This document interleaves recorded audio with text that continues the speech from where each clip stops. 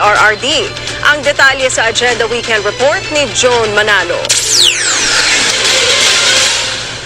Hindi muna nagsalita si Vice President Sara Duterte tungkol sa pagtabla ng ICC sa interim release request ni former President Rodrigo Duterte na nakakulong sa The Hague dahil sa alleged crimes against humanity.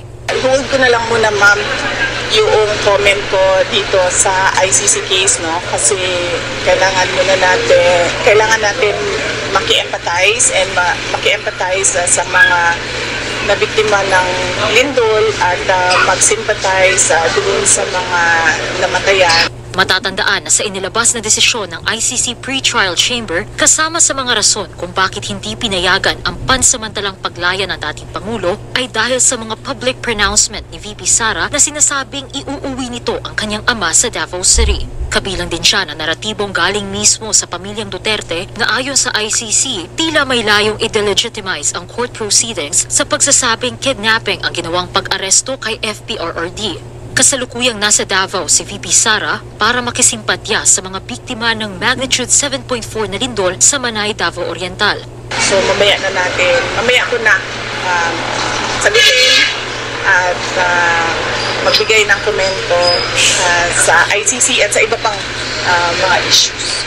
Hindi na rin muna nagkomento ang bise sa ginawang pagtapyas ng Kamara sa proposed 2026 budget ng OVP. 733.2 million pesos na lamang ang ibibigay sa OVP mula sa original proposal nitong 889.2 million pesos. Matatanda ang ito rin ang naging 2025 budget ng ahensya. Paraan daw ito para madisiplina ang bise, ani ML Portales Representative Laila De Lima na naghain ng motion para tapyasan ang pondo ng OVP. Hindi kasi dumalo ang bise sa plenary deliberations ng OVP budget at nagtakda pa ng iba't ibang kondisyon kung nais talaga ng Kamara na siya ay dumalo. Hindi naman na mahalaga yung pera sa panahon ngayon dahil ang mas mahalaga ngayon ay yung maibsan yung lungkot, yung takot ng mga tao dahil sa mga pangyayari na lindol, pagbaha, bagyo.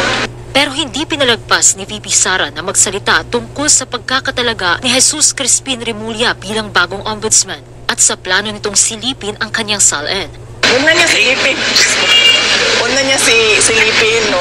Ilagay na niya sa harap niya at pag-aralan na niya ng maayos kung ano man yung gusto niyang gawin. Dagdag naman ng bise, hindi niya raw itatalagang ombudsman si Remulla kung siya ang Pangulo, kaya ipagpapasa Diyos na lang daw niya ang mga gagawin ni Remulla bilang ombudsman.